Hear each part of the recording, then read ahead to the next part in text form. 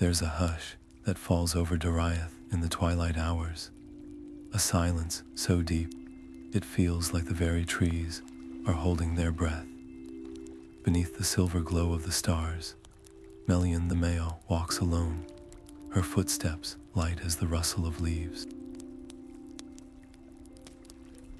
The air hums with her song, an ancient melody woven into the very fabric of the forest, a shield against the darkness that lingers beyond the borders of her realm. But tonight, something is different.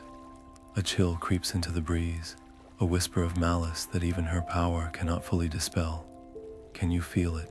That prickle of unease, the sense that something, or someone, is stirring in the shadows.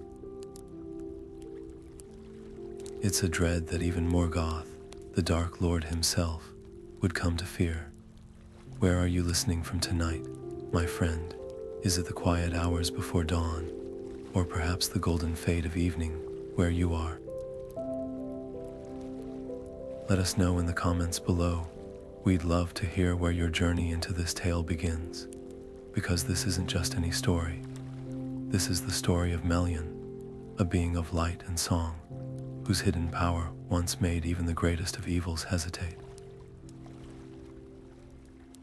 And as we step into her world, you'll discover why her choices, her instincts, and her unshakable will would shape the fate of Middle-earth in ways no one could have foreseen.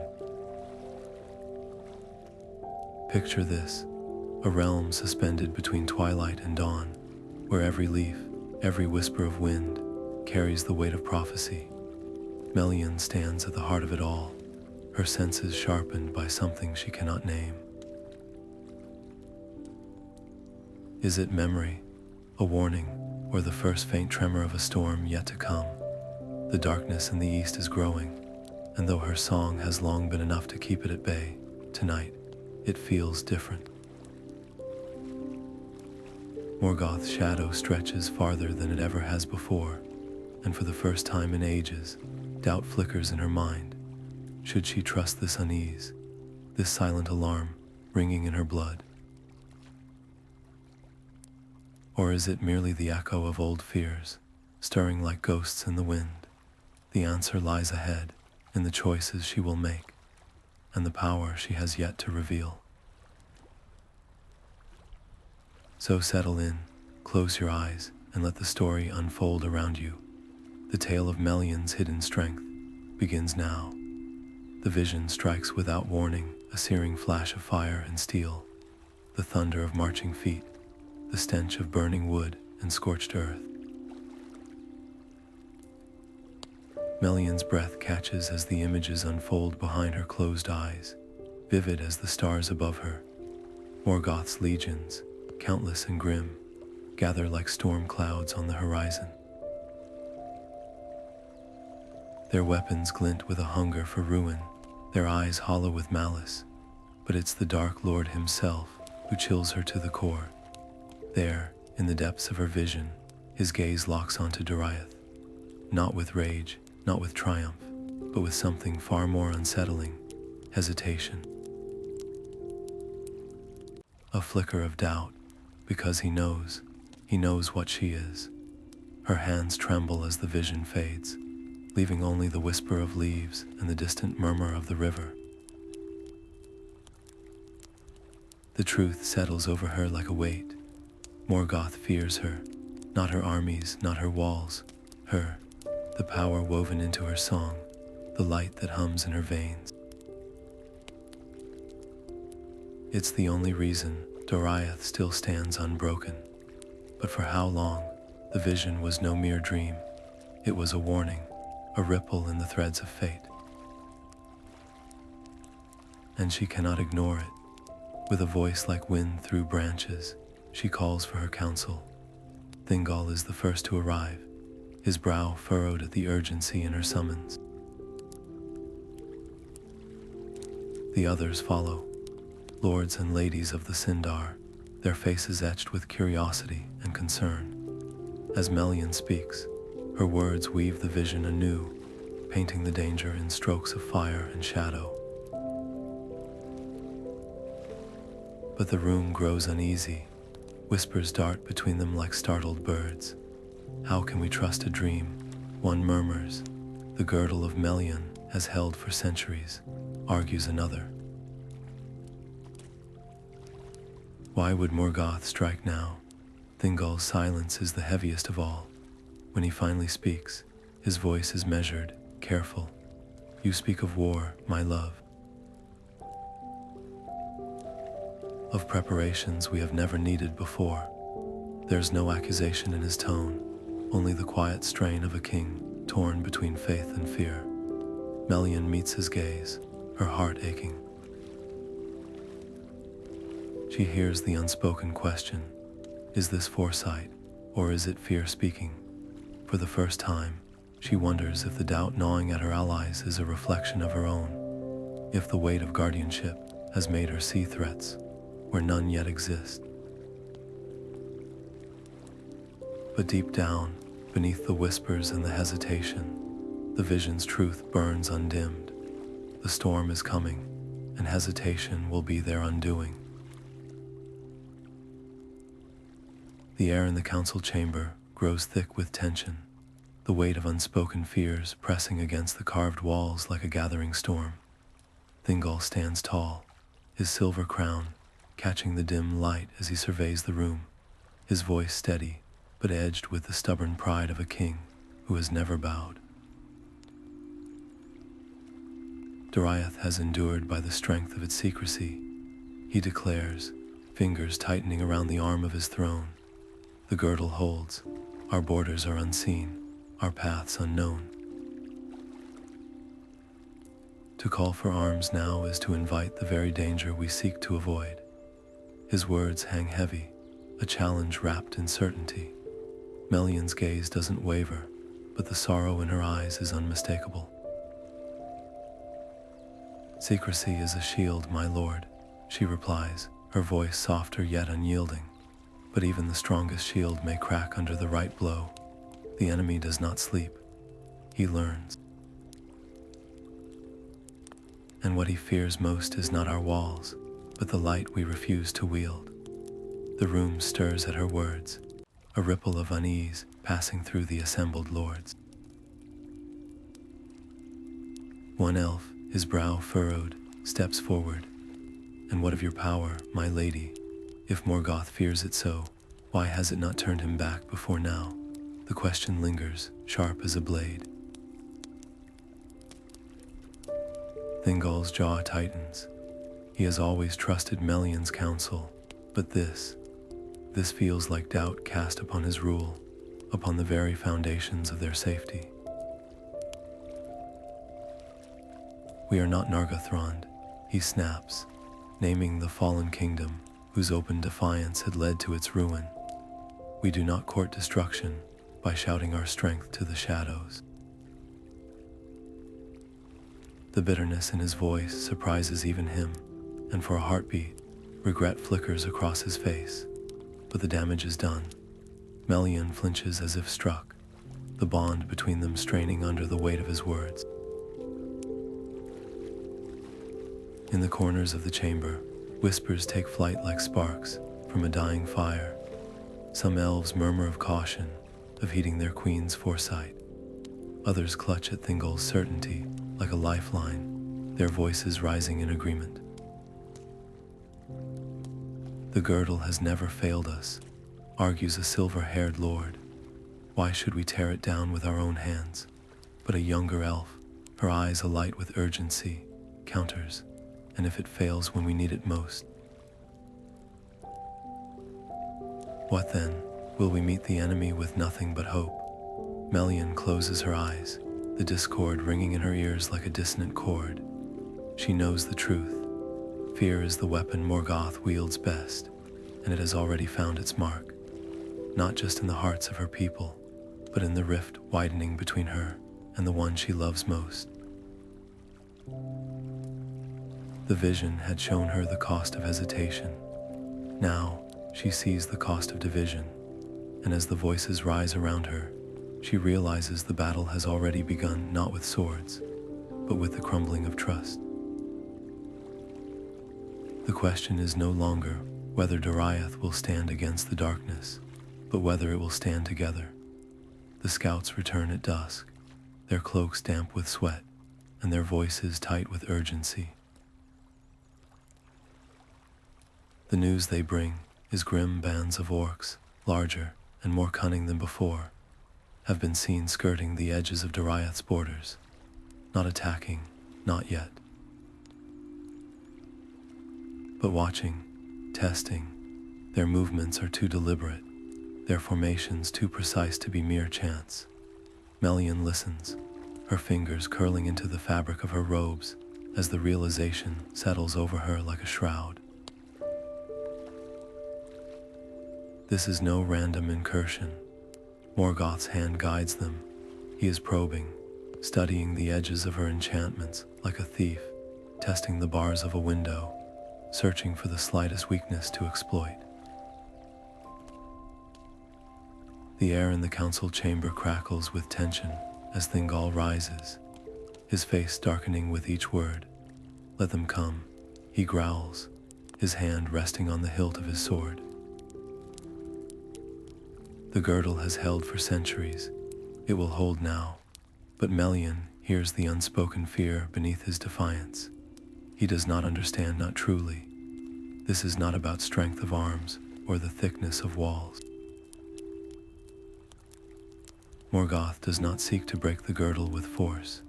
He seeks to unravel it, thread by thread, until its secrets lie bare before him. And if he succeeds, no blade or arrow will save them.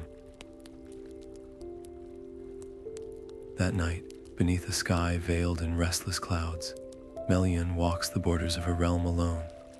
The forest hums around her, its ancient song, threaded with something new, a discordant note, faint but unmistakable. The orc's presence has left a stain, a greasy shadow clinging to the trees.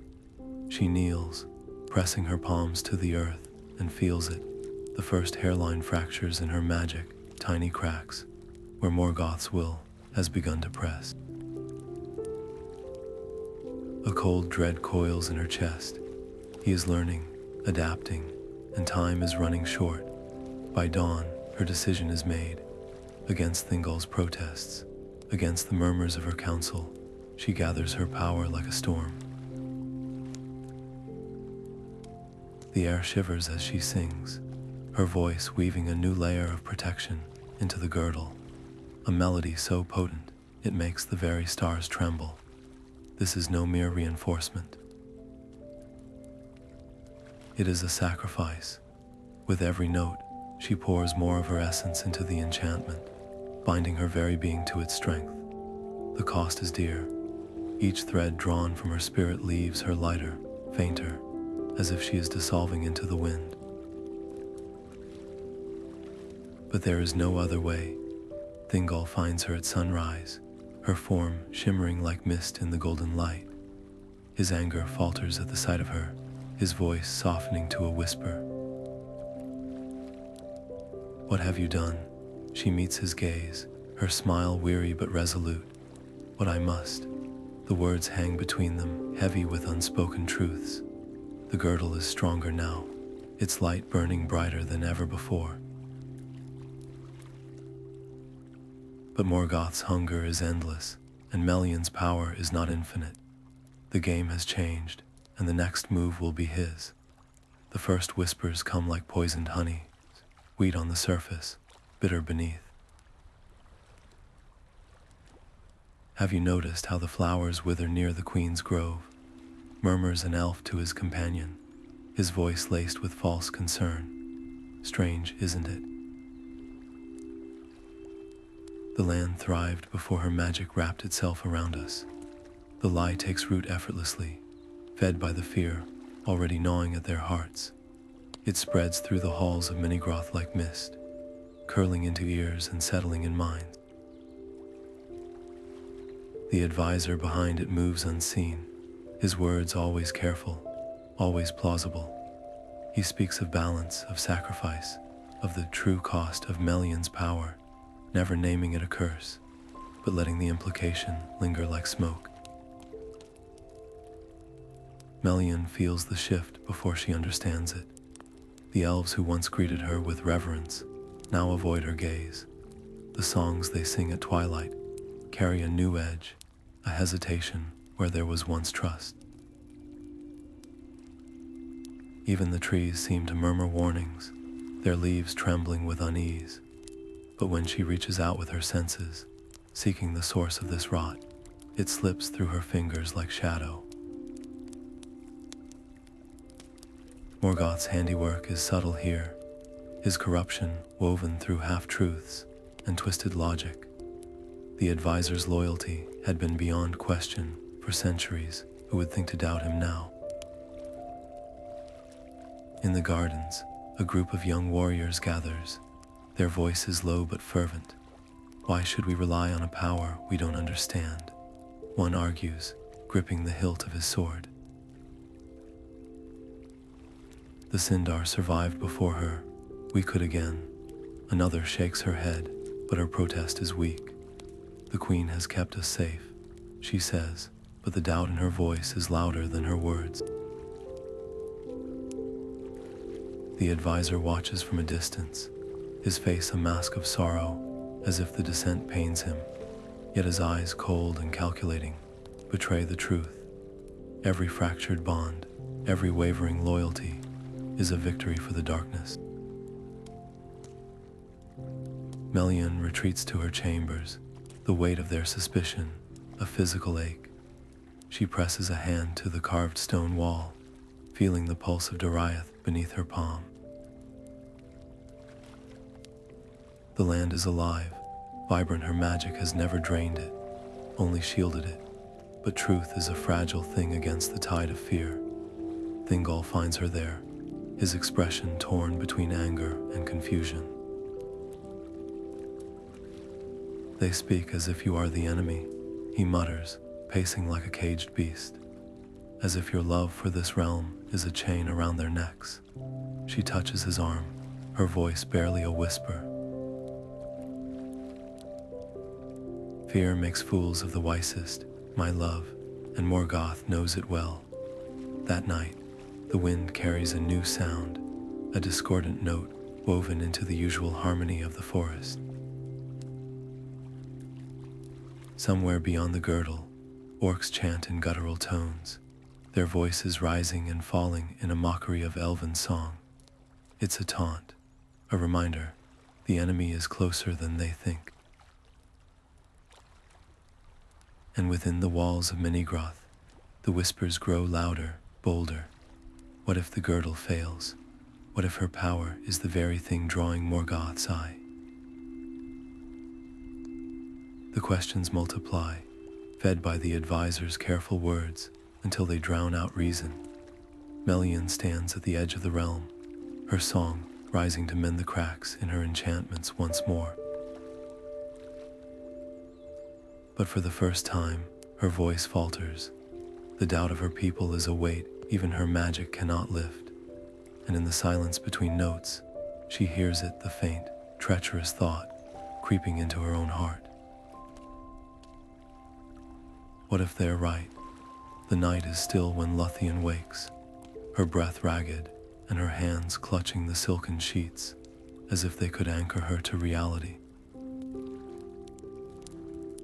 The dream lingers like frost on her skin, the monstrous wolf, its jaws slick with shadow, tearing through the girdle as though it were mere cobweb, not with force, but with cunning, as if it had learned the melody of her mother's magic and sung it backward into ruin. The vision fades, but the terror remains, coiled tight around her heart.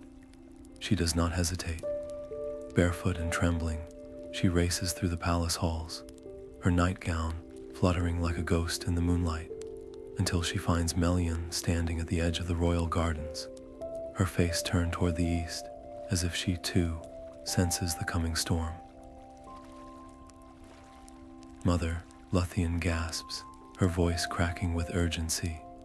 The girdle, it's not enough. He's found a way through. Melian turns slowly, her eyes reflecting the stars, but there's no surprise in them. Only a sorrow so deep it steals Luthian's breath. You saw the wolf. Melian murmurs. It isn't a question. The air between them hums with unspoken understanding. This was no ordinary dream. It was a vision, sharp and true, sent by the very currents of fate. Morgoth seeks to twist. Luthian reaches for her mother's hands, her fingers icy against Melian's warmth. We must act. If the wolf comes, if the girdle fails, then all is lost. Melian finishes softly, but her gaze shifts, lingering on her daughter's face with an intensity Lothian has never seen before. It's then that the realization strikes her, cold and clear as dawn breaking over water. Morgoth doesn't fear Melian's power alone. He fears what she might pass on. The legacy of her song, her light not just in the land, but in Luthian herself. The weight of that truth settles over them both.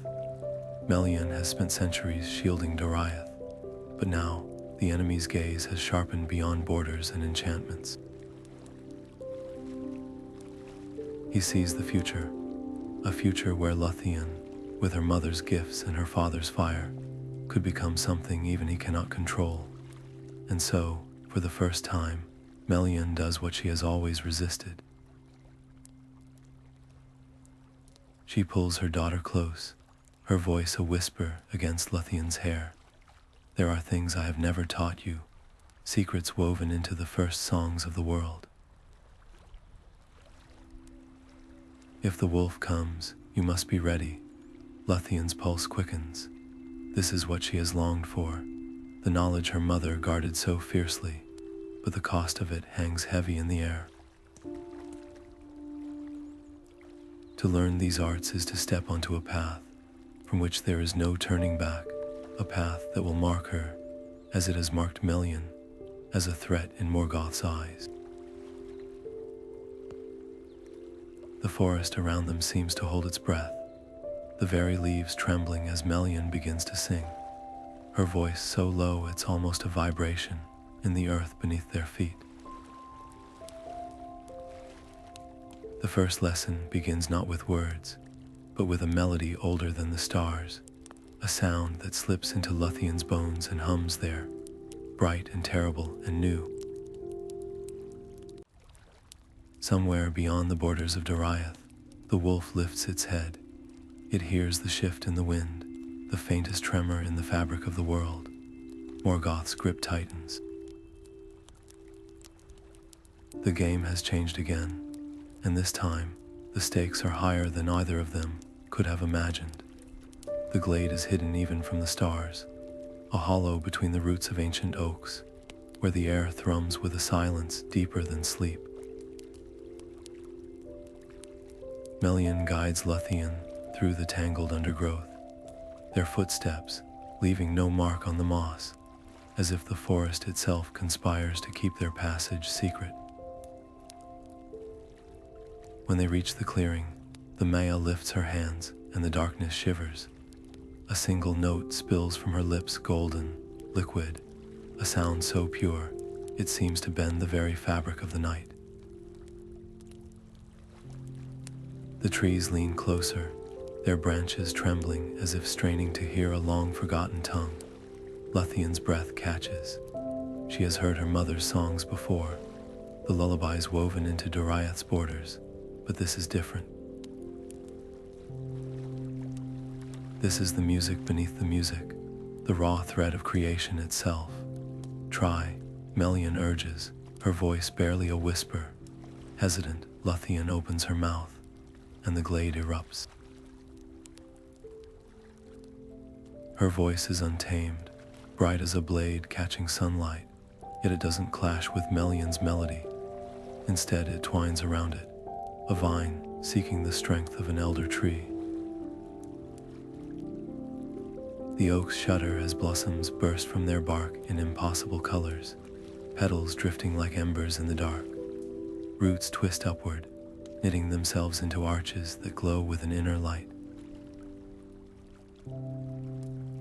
For a heartbeat, the glade is no longer part of Middle-earth, but a fragment of the timeless halls, a place where song alone dictates what is and isn't real. Melian's eyes widen. She expected resonance, perhaps a flicker of potential, but this is wildfire. Luthian doesn't just sing, she remakes. The power in her blood, the legacy of both Maya and Elf, hums in every note, wild and unchanneled. It's too much, too soon. Before Melian can rein the magic in, a shadow blots out the moon. The music dies in Luthian's throat as a shape darker than the night sky passes overhead, vast, silent, reeking of spoiled earth and iron. No bird, no beast, but something wrought in the pits of Angband, its wings tattered as if torn from the fabric of nightmares. It doesn't circle, doesn't linger. But the message is clear. Morgoth knows, and now, so does his lieutenant. Melian's hand clamps over Luthien's wrist, her grip fierce. The wolf will come sooner than we feared, she murmurs, her gaze tracking the creature's path eastward. Luthien's pulse races, but her chin lifts. Let it come. The glade still hums around them, the trees holding onto the echo of her song like a promise. She may not be ready, but she is no longer afraid. Somewhere beyond the girdle, in the depths of a fortress carved from pain, a lidless eye snaps open. The spy's memory unfolds in the dark. A girl's voice, a glade that shouldn't exist, power that tastes like the dawn of the world. Morgoth's lips peel back in something too jagged to be a smile. He has waited long for this. The daughter of Melian has just become his greatest threat, and his most coveted prize. The truth comes like lightning, sudden, searing, impossible to ignore. Luthian sees it first. The advisor's shadow doesn't move as it should. Where moonlight should drape across his shoulders, it instead twists away, repelled by something slick and dark, clinging to his robes like oil. And his eyes, when he thinks no one watches, they flicker with a hunger too sharp, too calculating, to belong to any elf. She doesn't shout, doesn't gasp. Instead, she hums 3 notes under her breath, a fragment of the song Melian taught her in the glade. The air shivers. The advisor stiffens as if struck, his head whipping toward her, but it's too late.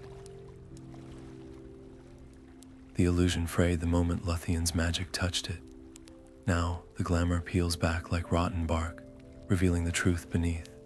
A face gaunt with malice, fingers stained with the ink of stolen scrolls, and tucked beneath his arm, a bundle of vellum, still damp with hurriedly copied runes.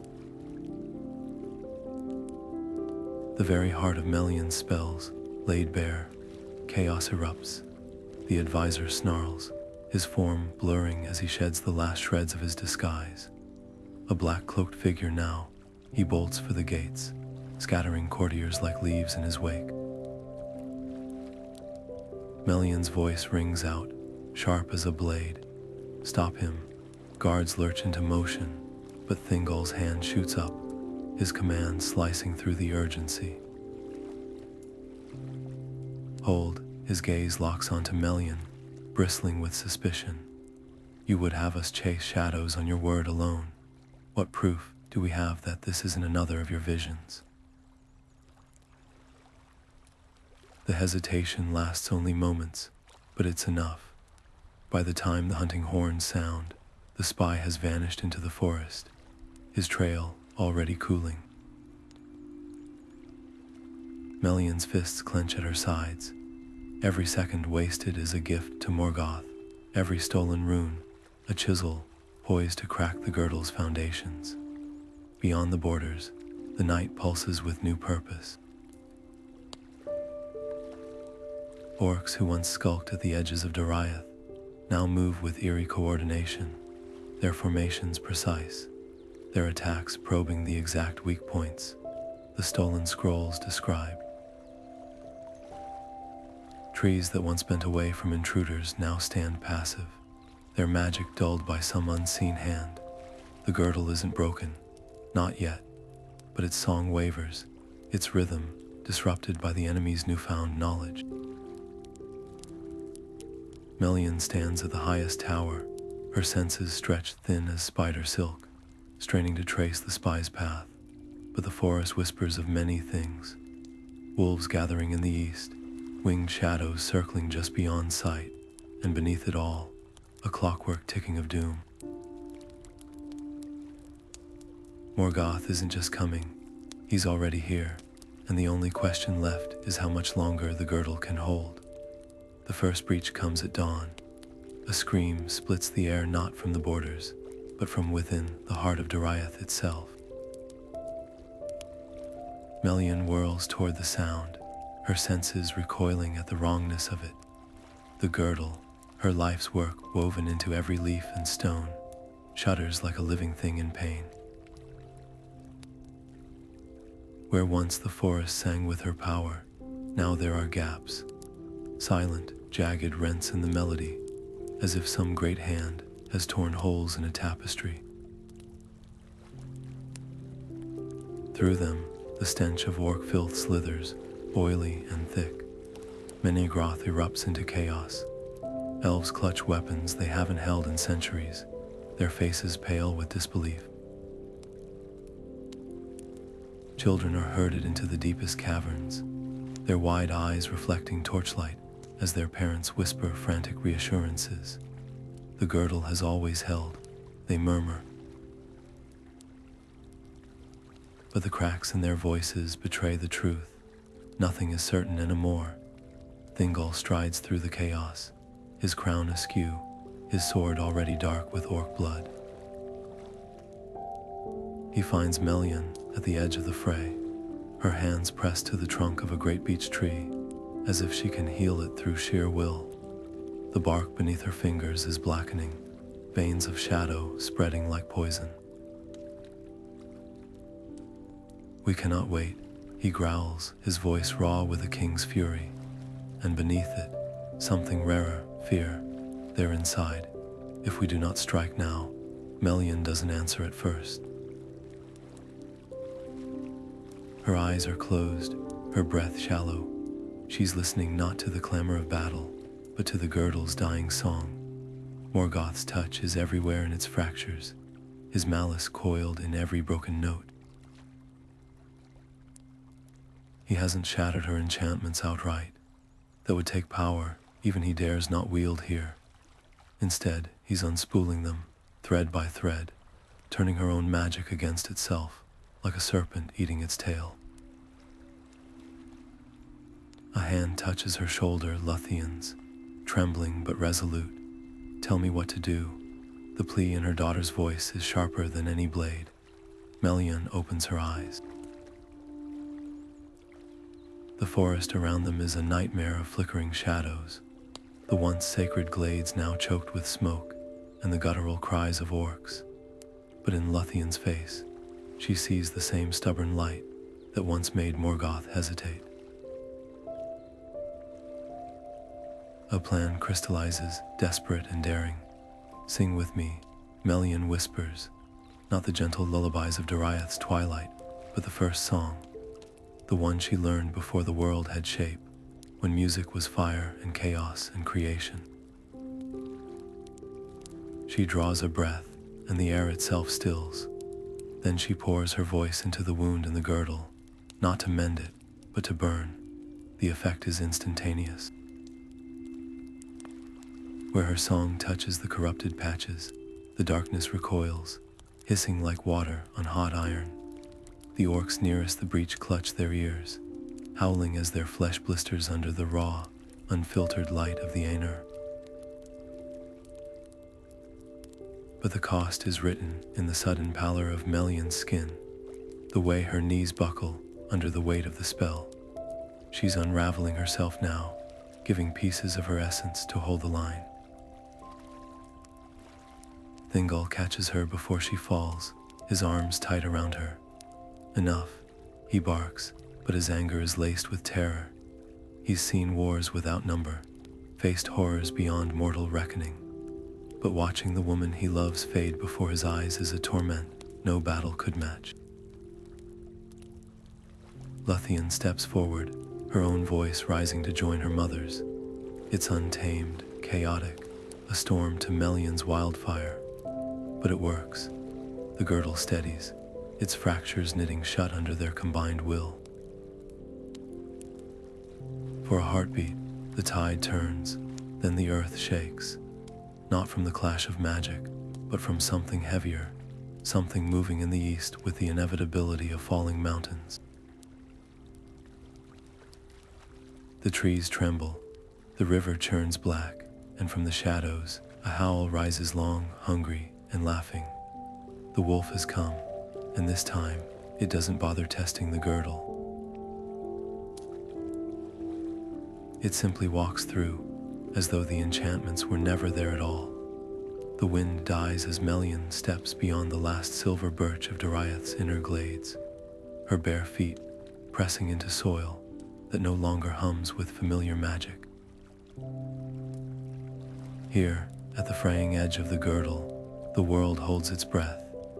The air crackles with unseen tension, not just the stench of orcs or the reek of charred earth, but something deeper. A presence. Morgoth doesn't merely send his servants. He watches through them, his awareness coiled in every shadow, every twisted root. She can feel it, the weight of his gaze like oil on her skin, probing for weakness. She doesn't kneel, doesn't hesitate. Drawing a breath that tastes of iron and damp leaves, she begins to sing. Not the measured melodies of protection, but something older. Wilder, the notes rip through the silence like lightning through parchment, raw and searing. At first, nothing seems to happen. Then the earth shudders.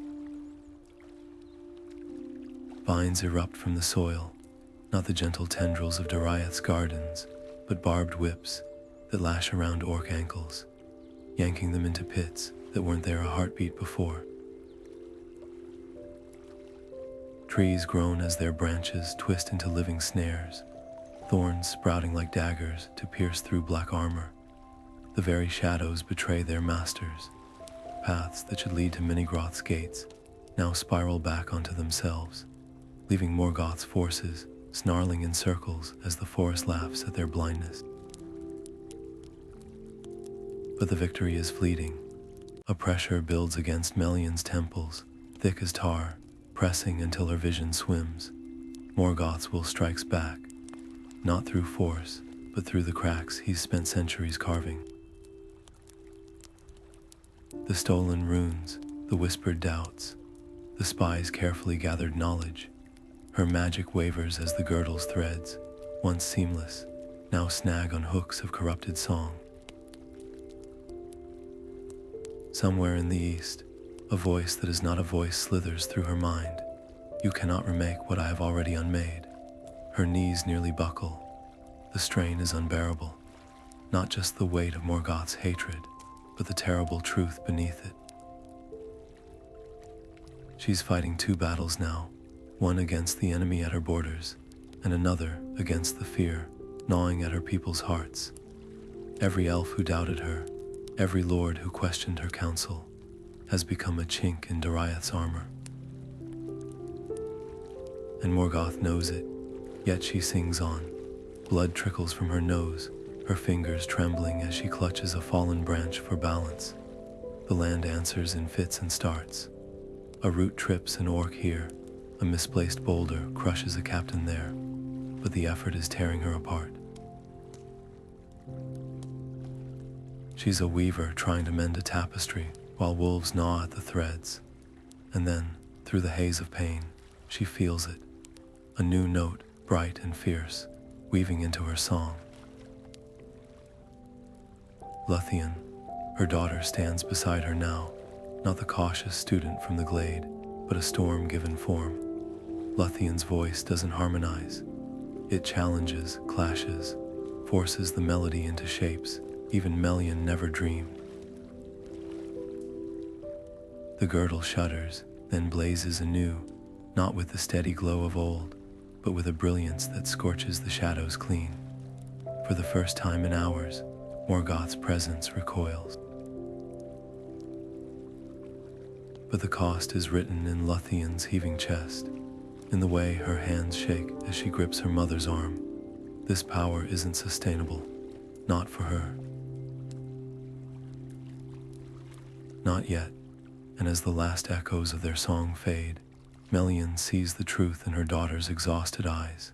They've bought time, not victory. The wolf still paces beyond the trees, and it's hungrier than ever. The moment their voices entwine, the forest itself seems to gasp. Luthien's song is no echo of her mother's.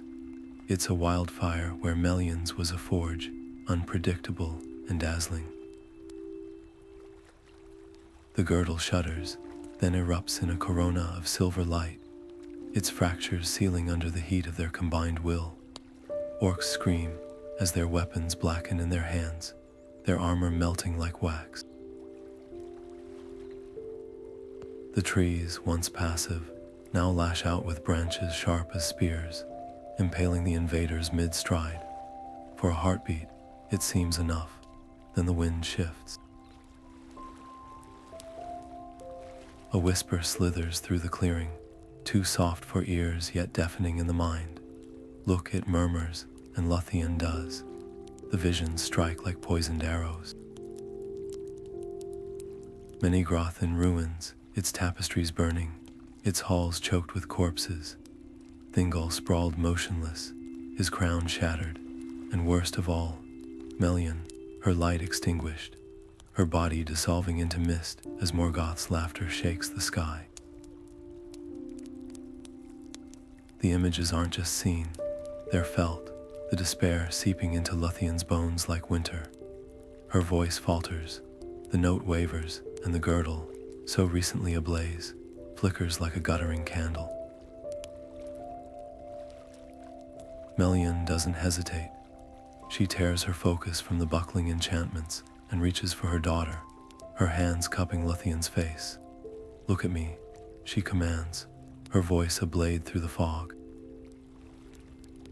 But the terror Morgoth sows is cunning.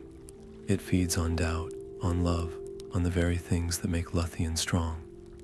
The girl's breath comes in ragged gasps, her pupils dilated with horror. "It's not real," Melian insists, thumbs brushing her daughter's cheeks. Yet even as she speaks, the ground beneath them groans. The girdle is unraveling, its threads snapping one by one. A choice looms, brutal in its simplicity. Pour every shred of her power into the failing spell, or let it crumble to shield Luthian from the visions clawing at her mind. For the first time in her immortal life, Melian trembles. She has faced dragons and demons, but this is torment distilled. To save Doriath, she must abandon her child to the darkness. To save Luthian, she must watch her kingdom fall. The wind howls, thick with the stench of orcs and burning wood. Somewhere beyond the trees, the wolf howls back, its voice a promise of blood. Melian's hands tighten around Luthian's. A Maya's duty wars with a mother's heart, and in the end, it's no choice at all. She releases the girdle. The magic snaps like a severed harp string, the recoil sending shockwaves through the land. Trees that stood for millennia topple, rivers reverse course. The very air shrieks as Morgoth's corruption rushes in, a black tide swallowing the light.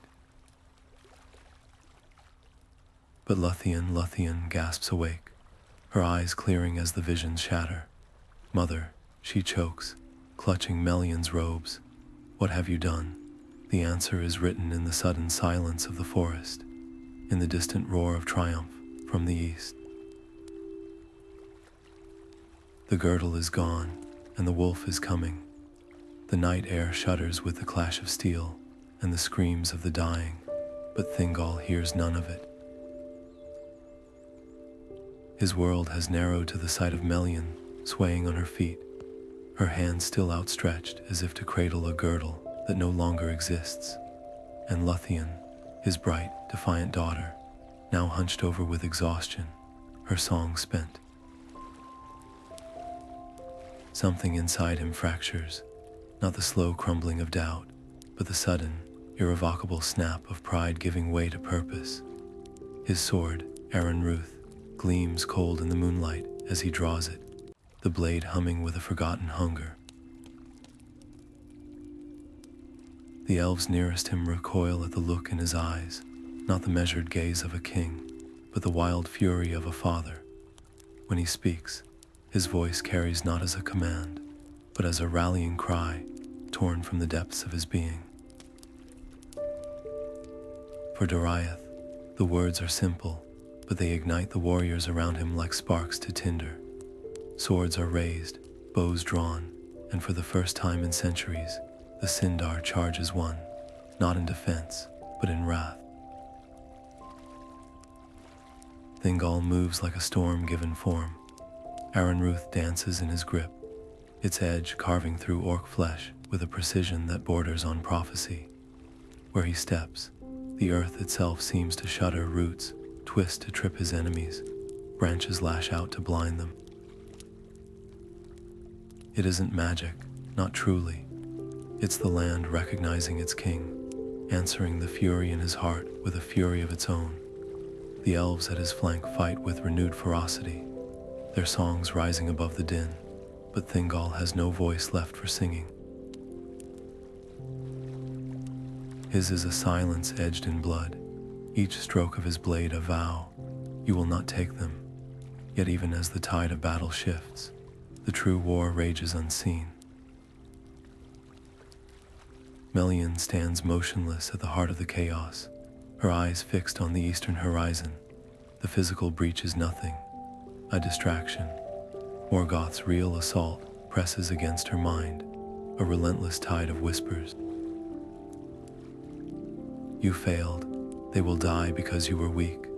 The words slither, venomous, but she no longer flinches. Her power is spent, yes, but her will is iron. She lets the taunts wash over her, her gaze locked on the distant shadow where the wolf paces, waiting. High above, the stars blink out one by one, swallowed by a creeping darkness too vast to be cloud or wing. The air thickens, pressing down like a hand around the throat.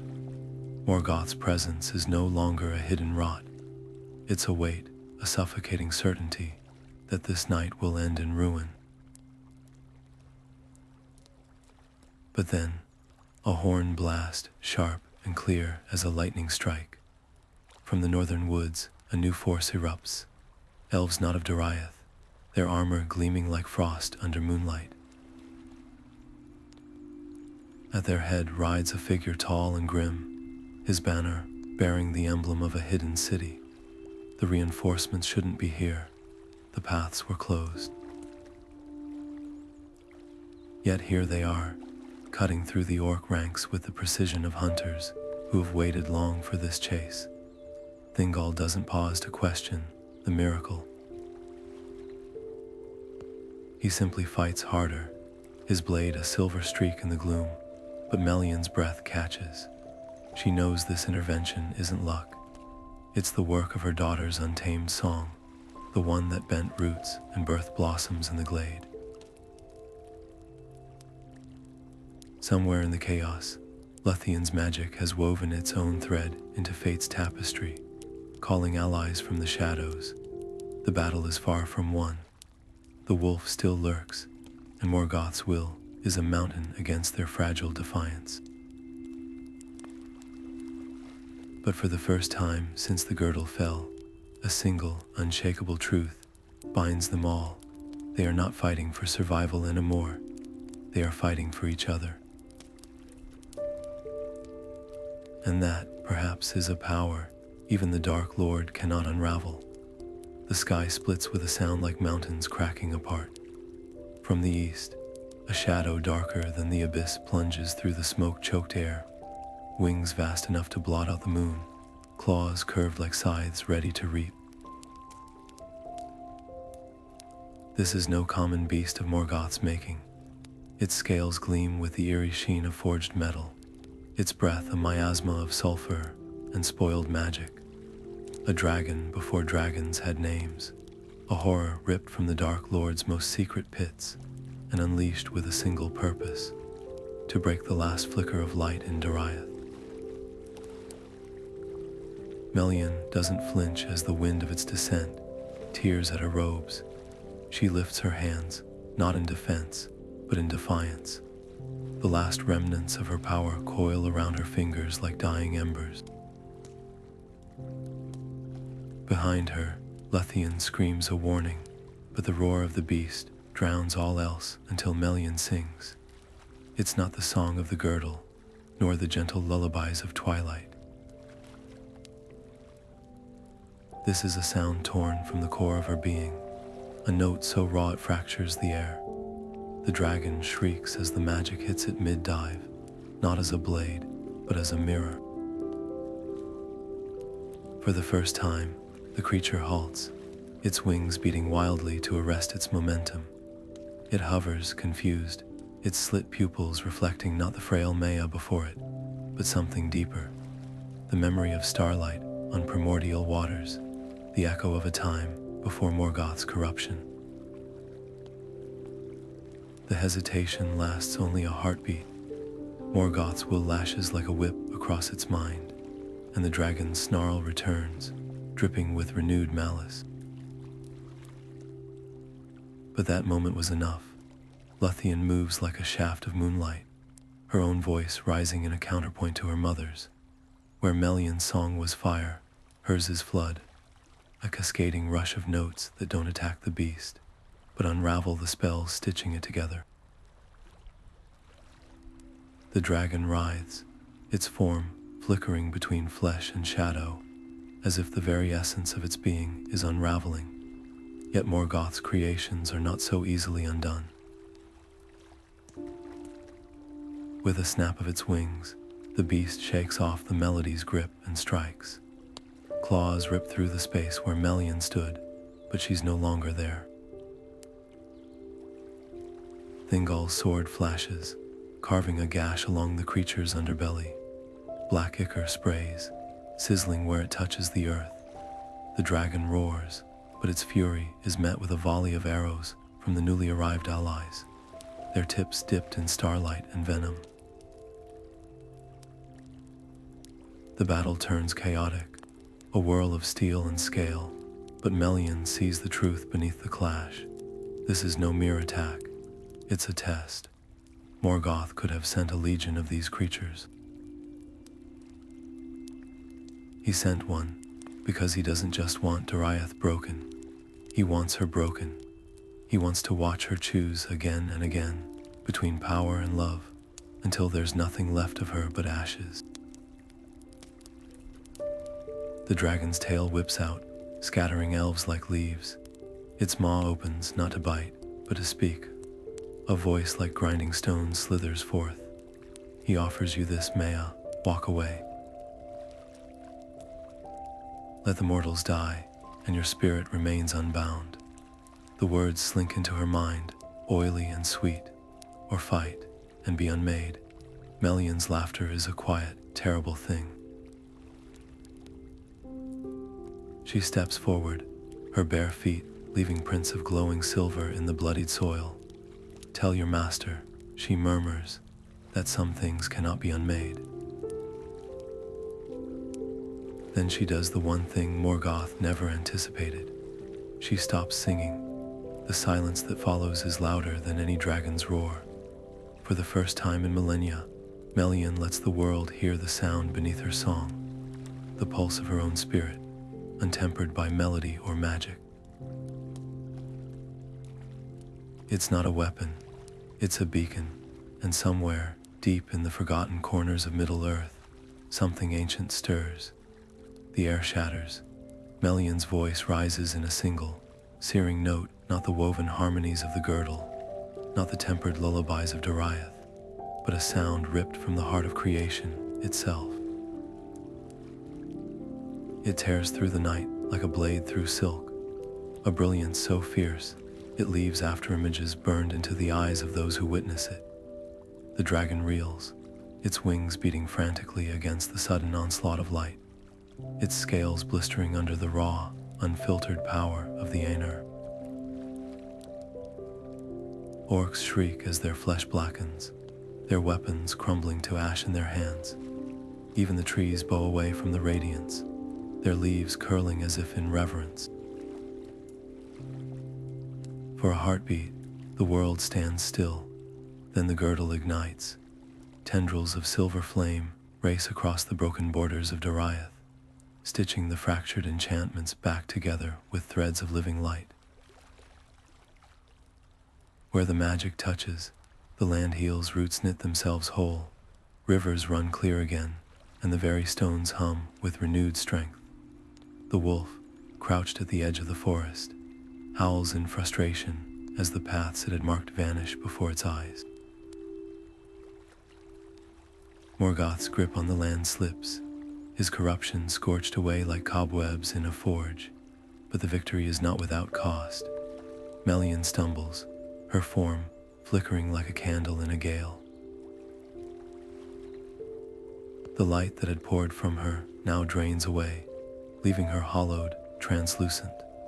Thingol lunges to catch her, his hands passing partly through her shoulders, as if she were made of mist and memory.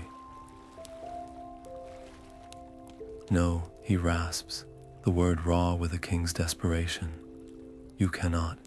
She silences him with a touch, her fingers brushing his cheek, though he barely feels their weight. This was always the price, she murmurs. Her voice is softer now, threaded with exhaustion, but her eyes burn with a resolve that even the Dark Lord could not extinguish. The girdle was never just a spell, it was a piece of me, and now it must be again. Luthian falls to her knees beside them, her hands clutching at her mother's fading robes. There has to be another way, she pleads, her voice cracking, but Melian only smiles, a quiet, sorrowful thing. Some fires burn brightest when they consume themselves, she whispers. Then she turns her face to the east, where the first pale streaks of dawn bleed into the horizon. The dragon is gone, the orcs routed, but the silence that follows is heavy with unspoken truth. Morgoth will not forget this defeat, and neither will she. With a final breath, Melian pours the last of herself into the land, not as a shield this time, but as a promise. The girdle pulses once, a heartbeat of light that echoes through every root and stone, before settling into a radiant permanence. Where once its power had been a wall, now it breathes, alive and awake, its song woven into the very bones of Doriath.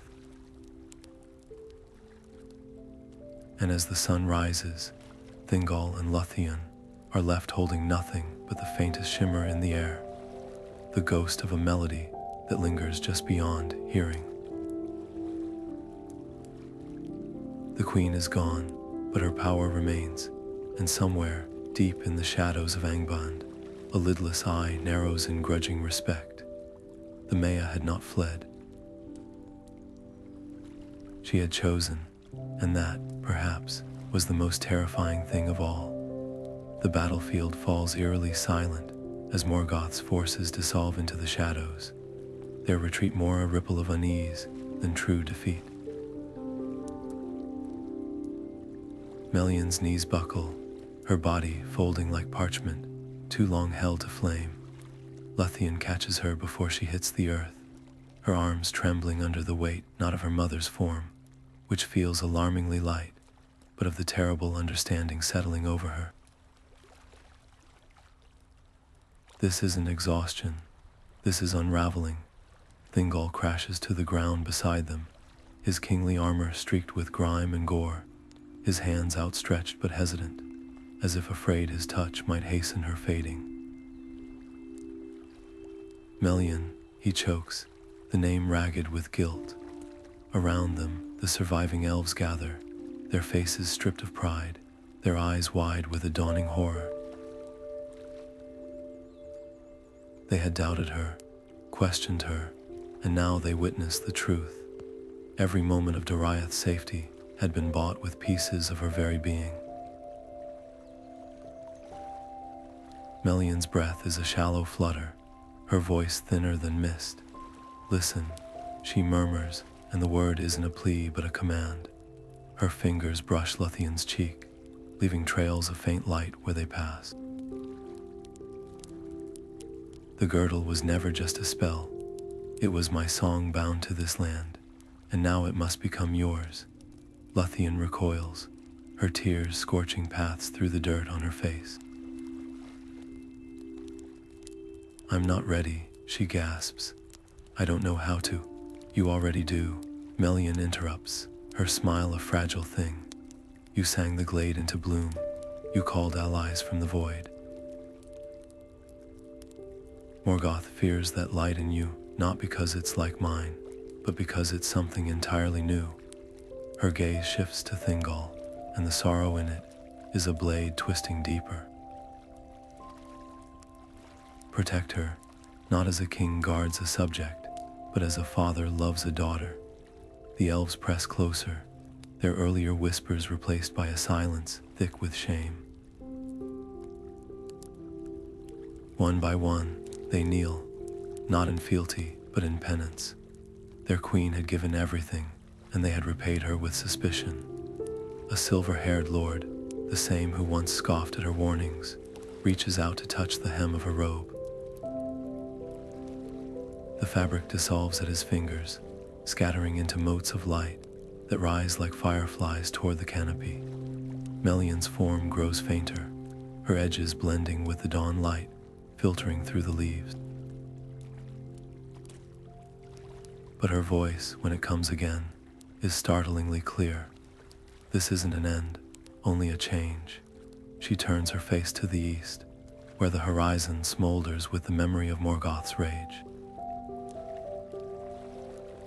He will return, and when he does, her hand tightens around Luthian's wrist, not with weakness, but with a ferocity that belies her vanishing form. Sing, daughter of twilight. Sing until the stars themselves bend to listen. Then, like a sigh against skin, she is gone. The forest holds its breath, the wind stills, even the river seems to pause in its course. And then, soft as a heartbeat, faint as the first note of a lullaby, the leaves begin to whisper. Not in mourning, but in welcome. The girdle thrums, its pulse no longer Melian's alone, but threaded now with Luthian's wild, untamed magic. The land recognizes its new guardian, and somewhere, deep in the pits of Angband, a shadow stirs with the uneasy knowledge that his greatest enemy has just been reborn. The first light of dawn paints the treetops gold as Melian's final note lingers in the air, a shimmering thread of sound that coils around Luthian's wrist like a living bracelet. It pulses there, warm against her skin, not just a melody, but a legacy compressed into its purest form. Every secret Melian ever guarded, every strain of power she wielded, now lives in this single radiant gift. Luthian's breath hitches as the weight of it settles into her bones, not as a burden, but as a seed waiting to unfurl. Around them, the elves kneel, their faces streaked with tears, but their silence isn't just grief. It's awe. The queen is gone, yet the forest thrums with her presence. In the rustle of leaves that still hum with her song, in the way the morning mist curls like fingers reluctant to let go. Then the wind shifts. A gust tears through the clearing, scattering the last traces of Melian's form, and in its wake, something stirs in Luthian's chest. Not sorrow, not yet, something fiercer. Her fingers flex, and the melody at her wrist flares brighter, answering the fire in her blood. She doesn't just hear the song now. She feels it, a current moving through her, reshaping her from the inside out. The elves feel it too. One by one, they lift their heads, their mourning giving way to something sharper, recognition. The girl they once saw as their princess now stands before them, transformed. Her eyes glow with a light that wasn't there yesterday, and when she speaks, her voice carries the same resonance that once held Morgoth at bay. "We are not conquered," she declares, and the words land like a vow. The trees shudder in agreement, their branches bending toward her, as if drawn by an invisible tide. Even the river, sluggish with battle waste, quickens its flow at the sound. Luthian doesn't command it. She doesn't have to. The land recognizes its new guardian, not by right of blood, but by the power thrumming in her voice. A power that is both hers and not hers at all. A fusion of Maya magic and mortal will, something even Melian could never have forged alone. High above, a lone raven circles, its beady eyes fixed on the scene below. It caws once, a harsh scraping sound, before wheeling eastward, toward Angband, toward Morgoth. The message is clear, the game has changed. The Dark Lord sought to break Doriath by shattering its queen, but in her sacrifice, he's unwittingly birthed something far more dangerous. A daughter who wields not just the light of the Aenir, but the unyielding heart of an elf who has loved and lost. And as the last wisps of Melian's mist dissolve into the sunrise, Luthian does the one thing Morgoth never anticipated. She smiles. The battle is over. The war is just beginning. The years pass like leaves drifting downstream, each one carrying Doriath further from the day Melian faded into legend. The elves speak her name less often now, not from forgetting, but from a reverence too deep for casual words. Yet her presence lingers, in the way the morning mist curls protectively around Minigroth's towers, in the way the oldest trees hum when no one is listening. And in Luthian, now grown from grieving daughter into a queen, whose footsteps leave silver blossoms in the moss. When the storm finally comes, it arrives not with thunder, but with silence. First, the birds cease their songs, then the wind dies mid-whisper. Even the river seems to hold its breath, as the horizon darkens with shapes, too vast to be clouds. Morgoth's greatest servants march at last balrogs wreathed in living flame, their whips cracking the air like breaking bones, dragons with scales blacker than betrayal, their wings blotting out the sun. And at their head, the wolf, not the phantom from Luthian's childhood visions, but a monstrosity grown fat on centuries of slaughter, its eyes twin pits, reflecting nothing but hunger. Luthian stands alone at the edge of the girdle, her bare feet planted where her mother once stood. The elves behind her clutch their weapons, their faces pale but resolute. Thingol, older now but unbowed, grips his sword with hands that remember the weight of loss. Yet when he moves to stand beside his daughter, she shakes her head. This battle is not for steel, she murmurs, her gaze fixed on the approaching darkness. The first balrog reaches the border and recoils as if struck. The girdle shimmers, no longer the seamless veil of Melian's time, but a living thing, its light threaded through with something new. Lothian doesn't raise her voice. She doesn't need to. The song begins in her chest, a vibration deeper than sound, and the forest answers. Vines erupt from the soil, not to entangle, but to cradle. each thorn tipped with starlight, each leaf humming the same lullaby Melian once sang over a cradle. The wolf snarls, lunging forward, only to stagger back when the melody sears its muzzle like white-hot iron. High in his fortress of torment, Morgoth feels it, not just resistance, but recognition.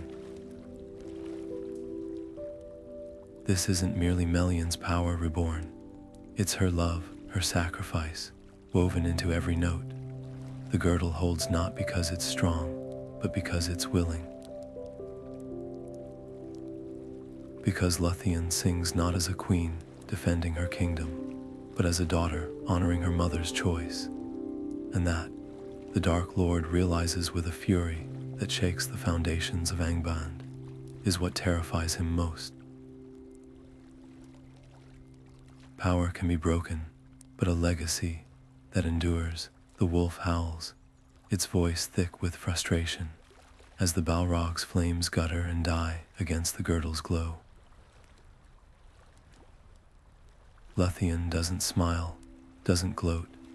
She simply sings on, her voice rising above the clangor of retreating armor, above the distant shriek of a Dark Lord's rage. The trees remember, the stones remember, and long after the last enemy has fled into the shadows, the forest still hums with the echo of a promise kept. Beneath the ancient boughs of Doriath, where the stars press close enough to touch, the elves gather in hushed circles. Their voices are softer now, not with grief, but with the quiet reverence of those who carry a story too vast for ordinary words. They speak of Melian, not as a lost queen, but as the whisper in the wind that still guides their steps, the unseen hand that steadies the bowstrings of sentinels who guard the borders. The tale has woven itself into the land, into the very sap of the trees, so that even the youngest child knows the weight of her sacrifice without needing to be told. Luthian walks among them, her footsteps leaving no mark on the moss, yet her presence is like a candle in the dark. The years have honed her, not into a mirror of her mother, but into something entirely her own, a melody that bends where Melian stood unwavering, that laughs where hers was solemn. The elves see it in the way the ivy curls toward her as she passes, in how the river's song brightens when she kneels to drink. She does not command the girdle as Melian did. She converses with it, as one might an old friend. And in the quiet hours, when the forest holds its breath, they say she sings not to the trees, but with them, as if Melian's voice lingers in every root and stone, waiting to harmonize. But the true testament to her legacy isn't found in magic or whispered legends. It's in the way the elves no longer flinch at shadows. Once, they feared the dark, believing every rustle in the undergrowth to be Morgoth's spies. Now, they meet the night with a defiance that would have made Melian proud, not because they've forgotten the cost of vigilance, but because they've learned the difference between fear and wisdom. And when the wind carries the scent of smoke from the east, when the stars blink out one by one behind some new terror, Lothian does not stand alone. The elves rise with her, their weapons gleaming not with the desperation of the besieged, but the resolve of those who have chosen their ground. The girdle hums, its light threaded through with memories of a Maya who loved too deeply to fade quietly, of a daughter who turned sorrow into strength. Morgoth may send his wolves, his fire, his endless legions, but the song that answers him now is no longer Melian's alone. It's a chorus. High above, the oldest oak in Doriath stretches its branches toward the sky, its leaves trembling with a sound almost like laughter. Some say it's the wind, others know better.